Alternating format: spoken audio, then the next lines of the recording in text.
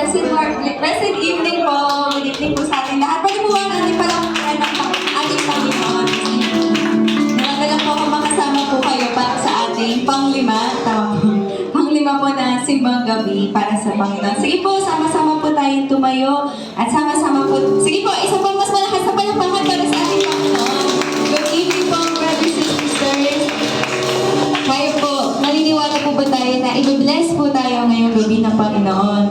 Amen! And naniniwala po ba tayo matatanggap natin yung blessing na yun para sa galing sa Panginoon? Amen! And this evening po, before po tayo mag-start, we will bless the name of the Lord. How do we do that po? We will bless the Lord through our song, through our lips, through our hands, through our heart po na nag-worship sa Panginoon. And as we celebrate Jesus' birth, let us bless His name. Let us praise His holy, mighty, powerful name. Do we believe that Jesus' name is powerful? Amen and amen. Sige po, palakpakan natin ang Panginoon. Let's get ready to sing and bless the Lord with our song. We say, blessed be your name. Sige po, ulitin natin. Blessed be the name of the Lord. Sige po, let's all go to your faith. Let's praise and let's celebrate this evening. Awitin natin ang Panginoon na may galang sa ating mga puso. Jesus, blessed be your name. Let's sing.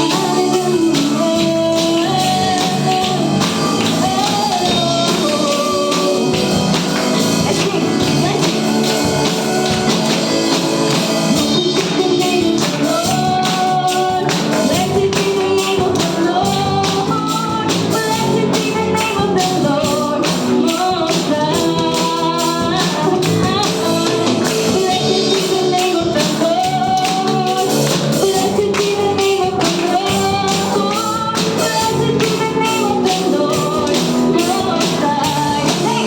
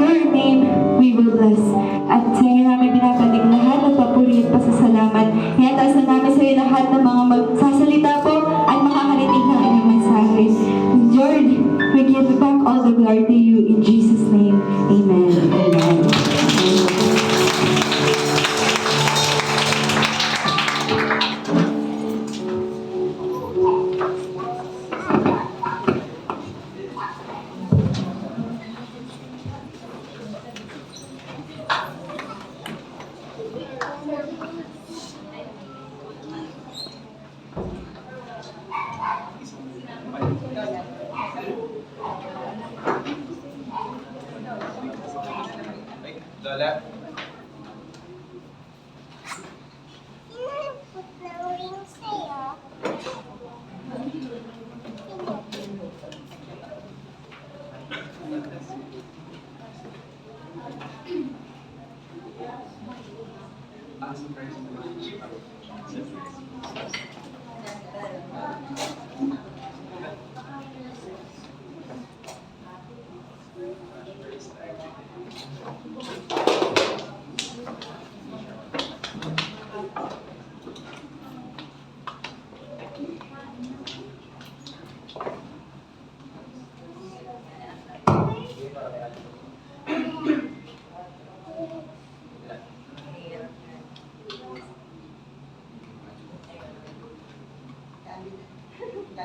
Okay lang kayo. Ayan. Good evening po, everyone. Hello po. Ayan po, welcome po sa panglimang gabi po ng ating 9 Holy Nights. So, palakpakan naman natin si Lord. Sa kanyang fellowship, sa nakaraang mga gabi, sa mga so far, perfect attendance po yung mga loyalty card po ninyo. Sana po dala ninyo. And bago ko po i-reveal yung topic natin for today, syempre po mag-start tayo ng short recap po ng mga previous topics. So, di ba po alam natin na yung kada araw po, equivalent siya ng kada letter ng word na Christmas. So, nakailang gabi na po tayo? Apat na gabi. Naka-apat. Nakaraan po. Panglima po yun today. So, naka-C, H, R, and I. And yung recap po natin is spot the item. Sana po kita siya. Sige po. So, may ginawa po akong parang setting. And then, hahanapin niyo po dito sa picture yung apat na words na equivalent ng word ng C, H, R, and I. So, yan po. Sige, start tayo. Sabay-sabay lang po siguro. Yan, nawala ulit siya. Ayan. So, start tayo. Letter C. Ano po yung letter C? Carol. Nasaan po yung Carol dito sa picture? Nasaan po? Sabay-sabay na lang. Nasa kaliwang banda. Ano ginagawa po nila? Kumakanta. So, letter C, Carol. Ang hirap po pala. Next na lang po. Jello, sugaw. Try natin. Ayan. Ang hirap niya. Okay, sige, plan tayo. Wait lang po. Sige po, yung second po, letter H. Ano po yung letter H? Ayan po. Next, picture po natin. Letter R. Reindeer. Andun po siya sa upper right. And lastly po, letter I. Laya ko nakasulat. Labasan na po ninyo. Ayan po.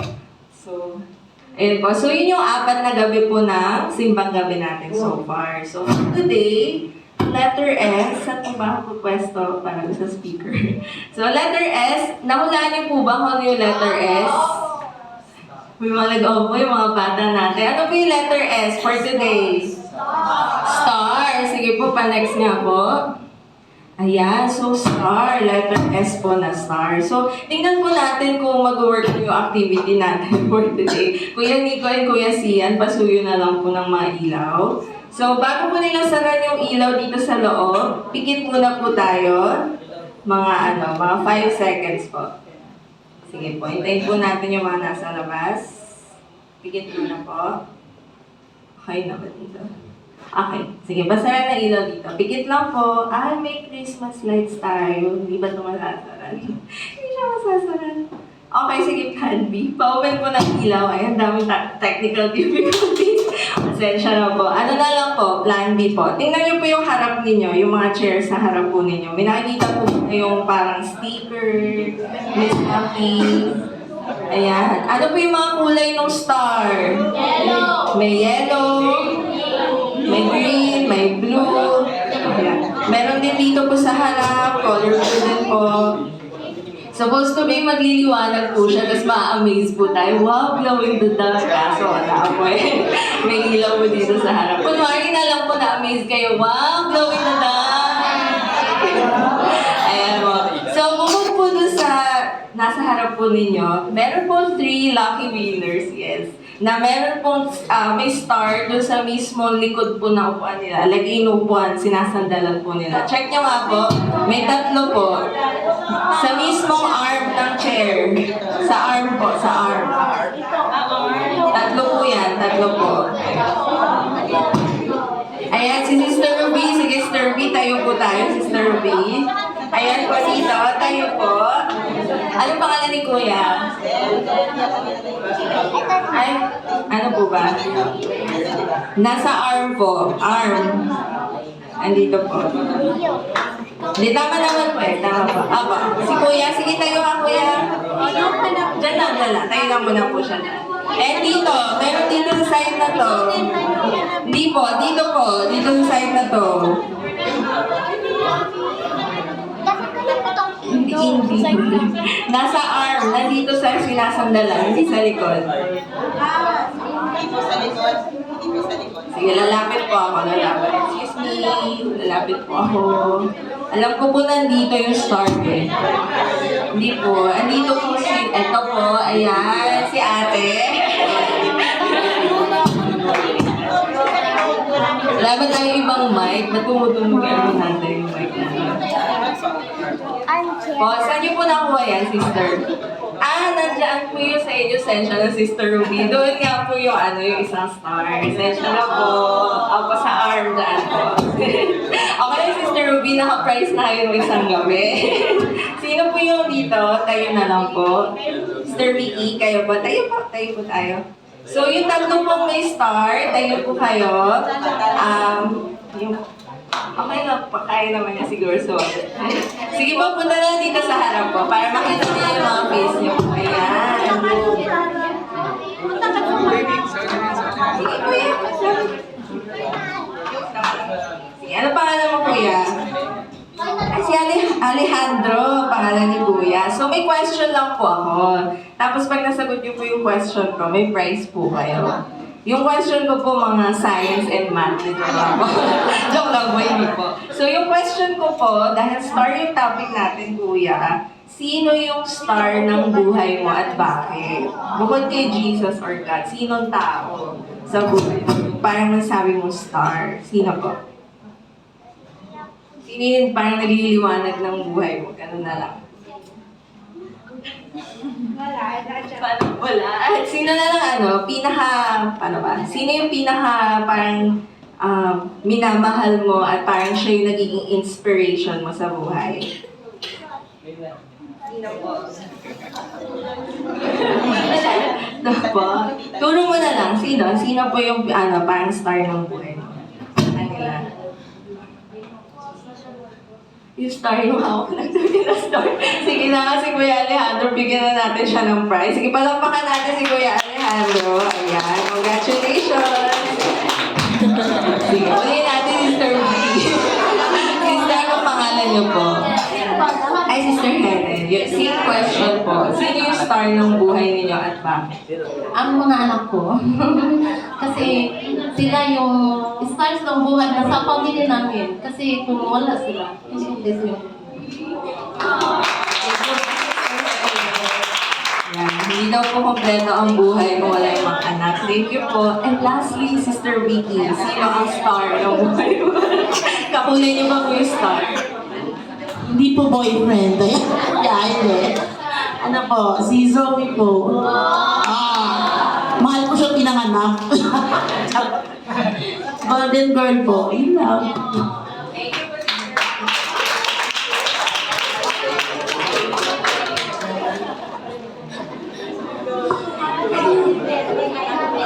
Okay, for sure, lahat po tayo, meron tayo. Masasabi nating star ng buhay natin. Tama po ba? Lahat po may ganon. Either family member, or kaibigan, or loved one po natin, may tuturing natin na star ng ating buhay. Pero ano nga po ba yung tsura talaga ng star? Ano po ba siya? Di ba usually ganito po yung itsura pag mga pictures, ganyan po. Shape na may limang sulok. Minsan mga po pag dinadrawing, ganyan po yung itsura. Muntik pumantay, ganyan po. Yung parang hindi aangat sa papel yung pag-drawing. Pero in actual reality, ganito po ang itsura niya. Ay, bakit siya? Ayan. So, ganyan po ang itsura. Ayan, kumikislap pa siya. Pero yung effects natin. So, yan po ang itsura ng star. Bilog. Tapos, gawa po siya sa gas. Hindi po siya solid, hindi siya liquid, gas po siya. And then, dahil po nasa outer space siya, nakikita lang natin siya from malayo. Kaya ang itsura po niya ay Ganito lang siya kaliit. Yan, wala na siya. Wala. Ayan. Ayan. So, ganyan po siya kaliit. Ang nakikita lang po natin yung shine niya, yung sparkle po niya. Kaya mukha siyang may mga sulong po na gano'n, parang star. Iba pa po sa atin, pag tumitingin sa mga stars, nag-wish, nagsisenti, ganyan po. Tapos sa pag-wish mo, biglang gumalaw yung star, yun pala airplane pala yun. Hindi pala siya star, kasi kumikinang lang siya. So, yung star na ganyan po, yan po yung normal, yung regular na itsura ng star. Pero po, ayan, pero 1,000 years ago po, nagkaroon po ng instance na may sumulpot po na star na mas malaki than usual na star and mas maliwanag po. So, sabi parang 10 times larger and 10 times brighter. So, siguro nahulaan na po ninyo kailan nangyari po yun, yung bright northern star. Nangyari po yun noong panahon na kapanganakan ni Jesus. So, panahon po na yun, nung nabuhay po si Jesus. And kung makakita po kayo ng ganyang klaseng star, anong gagawin niyo po? Sabi niyo, end of the world na. Sabi, yung may signs na, dadating na si Jesus, o kaya mga UFO or something na na unusual.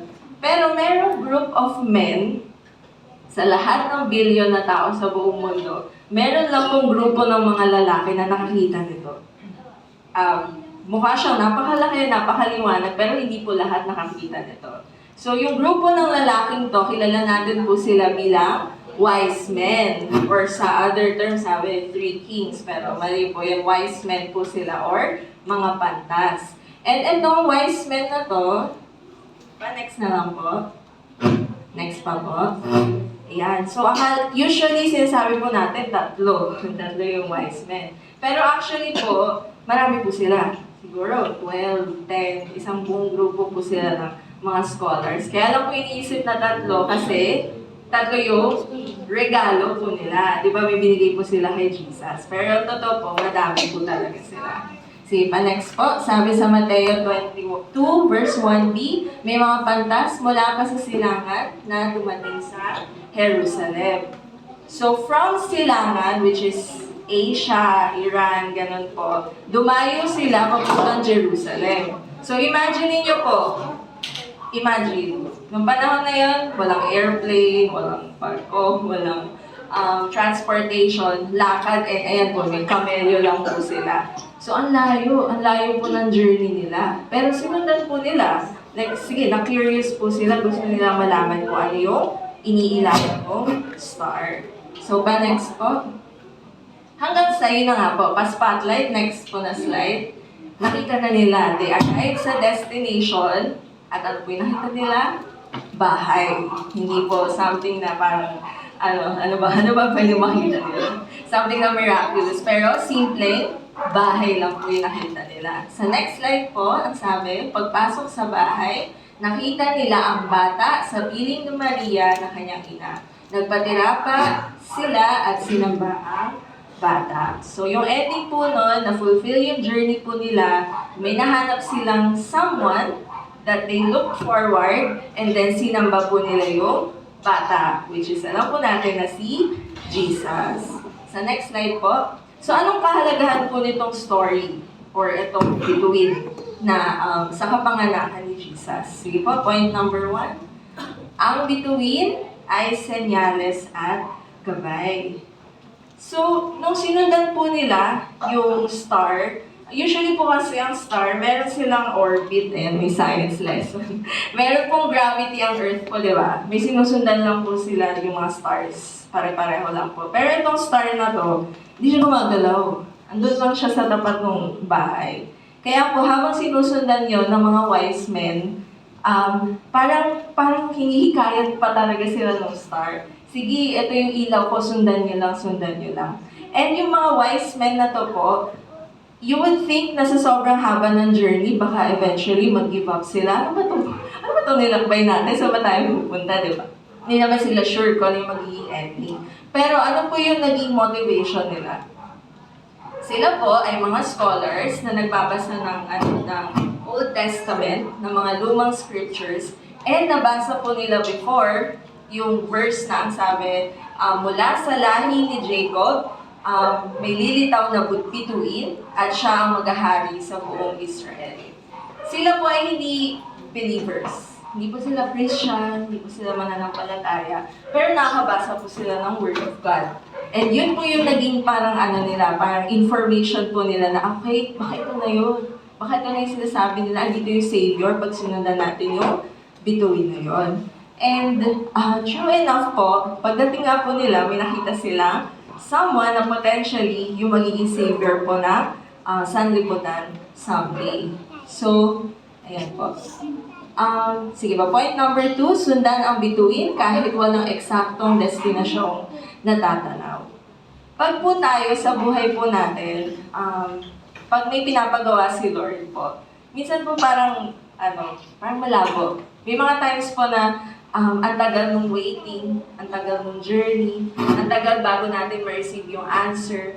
Pero alam niyo po yung assurance na dahil si Lord ang nagsabi sa'yo, ibig sabihin may purpose yun. Ibig sabihin mayroong victory at the end of it. If God started it, God will help you end it. So from start to finish, sasamahan tayo ni Lord. And itong mga pantas na to, yun nga, inspiration natin sa kanila, hindi sila nananampalataya kay Lord, hindi sila ganon. Tayo, umatin tayo ng church, nakikinig tayo ng Word of God, alam na alam natin na si Lord ay Savior. So kung may pinagawa sa atin si Lord, we should follow, knowing na alam ni Lord kung ano yung tatahakin natin, yung future at kinabukasan natin. And yung isa sa greatest testimony po ng church natin ay si Teacher Margie, si Mami ko po. Nung nag-start po kasi si Mami, nung 2009, sobrang tagal, 2007, nung tinawag siya po ni Lord, normal na mamamayan lang si mamamayan. Normal na lang po na tao na dinala sa church, invite sa Bible study. And then eventually, nagkaroon ng calling si Mommy po na sabi ni Lord, mag-full-time sa church. Mag-full-time na magturo sa mga kabataan. And dahil full-time po ito, ang daming kailangang i-sacrifice. And kasama po doon yung trabaho ni Mommy. And pero despite that po, nag-aalaga pa rin siya sa amin, 3 magkakapatid. Ayan po. And throughout those years, ang daming challenges. Sobrang dami pong mga pagsubok, sobrang dami mga trials. Pero di ba nga sabi po kanina, if God started it, tutulungan niya tayo na makita yung victory at the end of it. And ngayon po, nakita natin si Mami ngayon na ang daming victory po sa buhay. Natulungan niya po tayo na magkaroon ng sariling church. Ang dami pong mga kabataan ngayon na nakatanggap kay Lord, nagsuserve na rin kay Lord. And just this year po, pagtagumpayan ni Mami yung kanyang chronic kidney disease na stage 5. Ngayon po, nakakalakad na po siya normal na nakaka-pray kay Lord. Amen po. Ayan. And kami po mga 3 mga maliliit na bata, malalaki na po kami ngayon. Wala po si Bayboy ngayon, yung bunso po namin. Point number 3, natagpuan ng wise men ang Messiah dahil sa ilaw ng bituin. Next slide po sa verse. Pagpasok sa bahay, nakita nila ang bata. So twice na mention po dito sa verse. Ano po yung naka-highlight na word? Bata. Si Jesus, during this time po, 1 or 2 years old na po siya. Pero hindi, maliit na bata po siya. Sino ba dito yung mga 1 or 2 years old na bata? So, maliit na bata pa lang po siya, toddler pa lang po siya. Kung yung iniisip po ninyo na yung end and destination, tulad nila, makikita nila si Lord. Pero nakita nila batang naglalaro ng Roblox, gano'n. Batang nag-ano ng Jackstone, ganyan. Sa simula po ba, maniniwala agad kayo na, ay, siya yung Lord, siya yung Savior natin. Di ba? Parang hindi pa marunong magsalita, hindi pa masyadong marunong maglahad. Pero agad-agad sila, ano pong ginawa nila? Nagpatira pa at sinamba ang bata. Agad-agad naniwala po sila yung faith nila na itong batang to ang pinadala ni Lord to save humanity. And sabi po, bukod sa sinamba, binigyan pa po nila ng mga mamahaling regalo ng gold, ng insenso at myrrh. So sa atin po, sa buhay po natin, nung na-encounter niyo po si Lord, nung first time na na-meet niyo po si Jesus, nung tinanggap niyo po si Lord sa buhay po ninyo, di ba ganyan din po yung reaction natin? Talagang magbabow down, magsusurrender, lahat ng past po natin, iiyak natin kay Lord. And mapapalitan yung sadness into gladness, yung mourning into joy. And wala man tayong ginto, or baka meron bumili kami ginto, wala tayong mga ganyang mga regalo.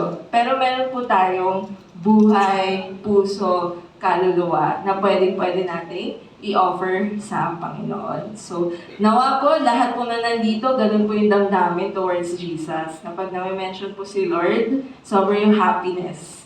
Kasi itong bata pa nga lang, wala pang ang ginagawa, winnership na nila. Paano ba tayo na ang dami ng answered prayers, miracles, blessings na ginawa sa atin si Lord. So, palakpakan naman natin si Lord sa kanyang amazing kabutihan. So, paano natin ito i-apply sa personal life po natin? Siyempre, sino ba ang star ng Pasko? Di ba si Jesus naman, sabi nga doon sa kanta. Pero, paano po siya pwedeng i-apply sa atin as individual? Kasi nga, sabi po nila, si Sister Vicky, yung anak po niya yung star daw po niya. Si Sister Helen din po, yung mga anak po niya. So, pwede rin po tayong maging star sa buhay ng ibang tao. And paano po natin yun madedevelop? Paano tayo magiging totoong star? So, next po, unang lesson, ginawa ng star ang kanyang purpose. Remember po lagi si Jesus ay God. So, God po siya. Nagkatawang tao lang po siya kasi may purpose. Ano po yung purpose niya?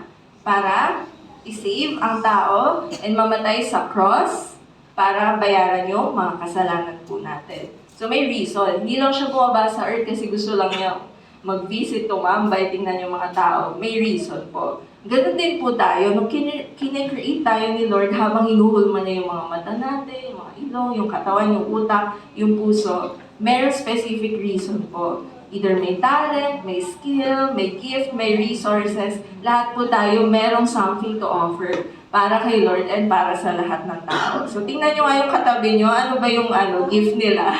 Ano yung purpose na binigay si Lord para sa kanila? Kaya yung iba dyan, magaling sumaya, magaling kumanta, magaling magsalita.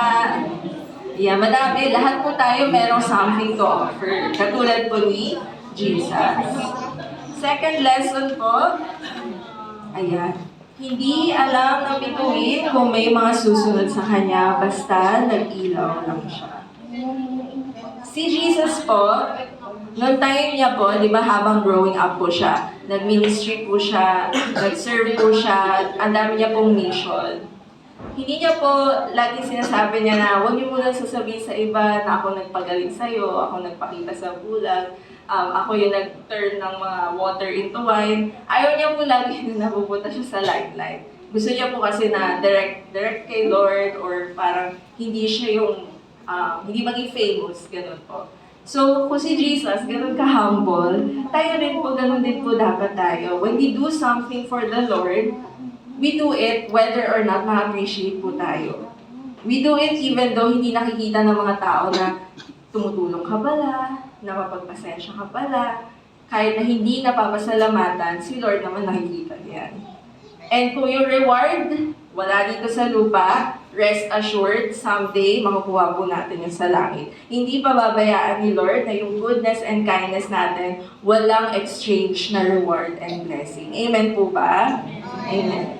So yung last po, umiilaw ang bituin, hindi para sa sarili, kundi para sa iba. Yung star po ba, kumikinang siya para sa sarili niya? Ay shine ako for myself. Hindi po, di ba? Nagsashine siya for others. Nagsashine siya for the world. And, si Jesus din nga po, nung time po niya, kahit pa pinapraise siya ng mga tao, gusto niya po lagi i-recognize si Lord. Lagi niya sasabihin, praise the Father, mag-serve kayo sa other people, hindi ako, hindi si Jesus. Gusto niya na i-spread natin yung kindness niya to other people. So, ganun din po tayo, hindi para sa sarili po, kundi para sa iba. And alam ko pong mahirap po yun. Kasi, syempre, as tao, gusto rin po natin minsan na may may benefit, may sense kung bakit tayo naghihirap, na tayo nagpapagal. Pero po, don't worry po, kasi nga, si Jesus nga po, namatay na lang siya and all, may mga taong galit pa sa kanya. Noong time po niya, ang bait-bait po niya. Tapos biglang, nung kaduluhan ng life niya, ipako siya sa cross. Hindi, huwag siya palayain. Palayain niyo yung mas masama na kriminal. At the end of his life, despite lahat ng kabutihan po niya, sobrang great testimony po niya, ginudge pa rin siya ng mga tao. So, hindi po dapat nakasalalay sa opinion ng other people yung kindness po natin. Kanino po dapat nakasalalay sa pag-serve natin? Kay God. So, may picture po ako dito. Ayan, hindi rin po siya kita. Ano po siya? Colorful. So, iba-iba, imagine nyo na po, may iba-iba siyang kulay. May color red, color yellow, color blue. Ayan, mixture of colors po siya. May nakita na po ba kayong ganyang star? Yung sobrang bright ng color. Wala ba po? Pag ganyan daw po pala ang star, pag sobrang liwanag, sobrang colorful, ibig sabihin daw po, malapit na siyang mamatay. Like, malapit na siyang cease to exist. Malapit na siyang mag-explode. Parang ang sense po niya is, gini-give off na niya lahat ng brightness niya. Tapos, bye-bye na siya. Maglalaho na siya. So, minsan po kasi, sa atin po, pag nagre-reflect tayo, baka mamaya, sobra na po yung natin. Parang akala natin, dahil nag-church tayo, nagpe-pray tayo, nagpe-fellowship tayo, akala po natin parang okay tayo. Yun pala, konting na lang, yun, mawawala na, sasabog na, magsa-spiral na, mawawala na sa tamang katinuan, and malalayo na kay Lord. Hindi po dapat nakasalalay sa action, sa words, nakasalalay po dapat sa heart natin. Pero don't worry, okay lang din naman actually kung mamatay. Hindi po yung actual mamatay, baka po sabihin ninyo, mawala, mamatay yung past self po natin. Okay lang po yun if it means na isusurrender natin yung nakaraan na version ng sarili natin para itatransform tayo ni Lord into a new version. And ano po ba yung source of light natin? Di ba si God? Nawawalan po ba siya ng ilaw? Nawawalan po ba siya ng power? Hindi po. Limitless and endless. So si Lord, kung siya yung source natin, hindi tayo makawalan ng pag-asa. And yung last quote ko po dito, sabi po, God makes love visible. So kanina po, supposed to be, pag sinaran yung ilaw, makikita po natin yung stars. No kanina po, nung maliwanag pa everything is going well, hindi po natin nakikita yung stars. Pero kung once na dumilim na po, doon nag-shine yung star. So minsan po, when we're going through dark times, when we're going through challenges, mas nakahayag po yung glory ni God. So even in our saddest moment, meron po siyang essence, meron siyang purpose. Mas nagliliwanag si Lord, mas na-appreciate natin ang light ni Lord. So kung God makes love visible, kahit ano ipalit niyo po sa love, God makes joy visible, God makes peace visible, God makes strength visible. Pag na kay Lord, lahat nakikita natin. Andyan lang naman lahat ng yon, love, joy, peace, patience. Pero kung naka-clouded tayo ng overwhelmed sa buhay, hindi natin yun nakikita. So dapat doon tayo sa source, which is si God. So I hope po, ngayong Pasko, again po, si Lord lang po yung star ng Pasko.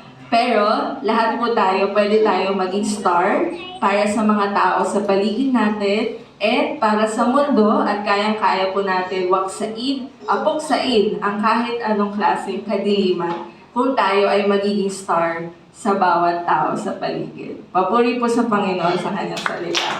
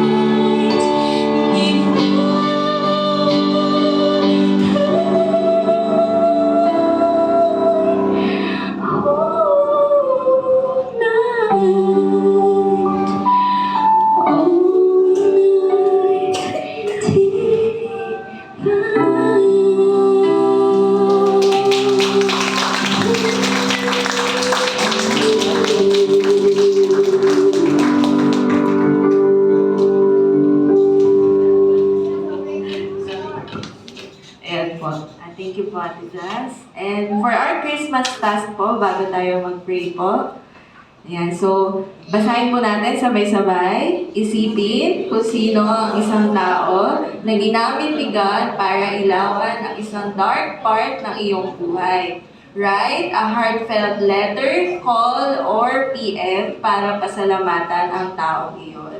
Lahat naman po tayo may taong naging ganito ka-significant po sa buhay natin. So, anytime this Christmas week po, bigyan niyo sila either ng sulat na letter, or i-call po sila, or i-PM, and then show them your appreciation for being a light in a dark part or moment in your past. So, kaya po ba yan? Kaya po? Amen. Sige po, tayo po tayo and mag-closing prayer po.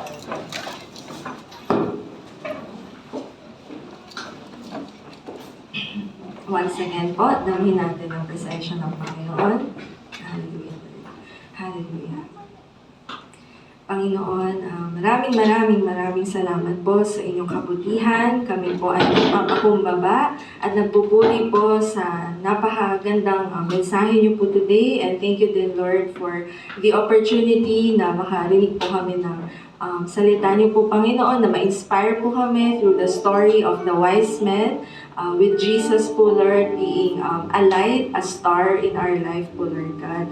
And I pray also, Lord, hindi po ito basta lang narinig, kundi magkaroon po ng impact po sa aming mga buhay. May apply po namin ito na dahil kayo po ay star na nagliliwanag, nawa po kami ay maging katulad niyo po, Panginoon. As we follow you, we pray to become like you, Lord Jesus. We pray to be a light in this dark world. We pray to be a light even though minsan kami mismo, Lord, ay nakakaranas ng mga darkness, Lord, ng depression, ng anxiety, ng mga sakit, broken-heartedness, Lord God, broken relationships, Lord God, failures, lahat, Lord, ng mga sadness po sa aming buhay. We surrender everything, lahat ng ito, Lord God, sa inyong paanan. At kayang-kaya niyo po ito i-turn into a light, Lord God, i-turn into a testimony na makakapag-inspire po ng mga tao na makakakita po at makakasama po namin.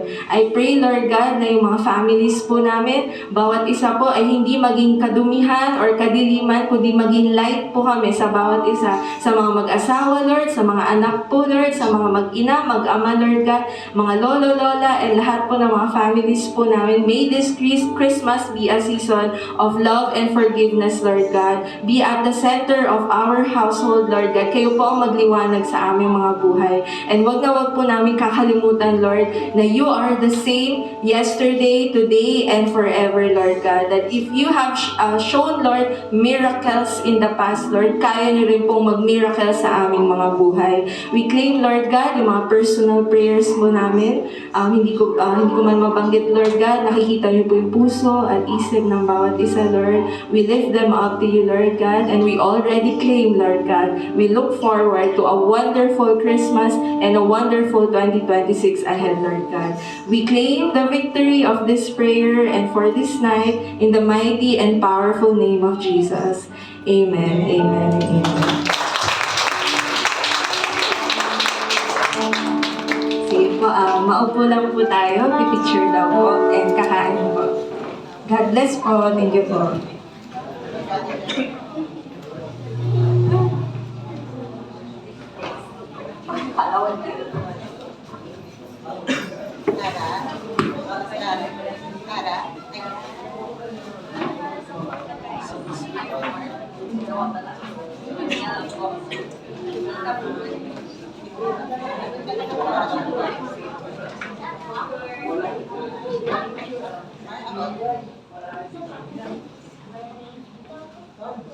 One, two, dapat po. One, two, Thank you, Mar.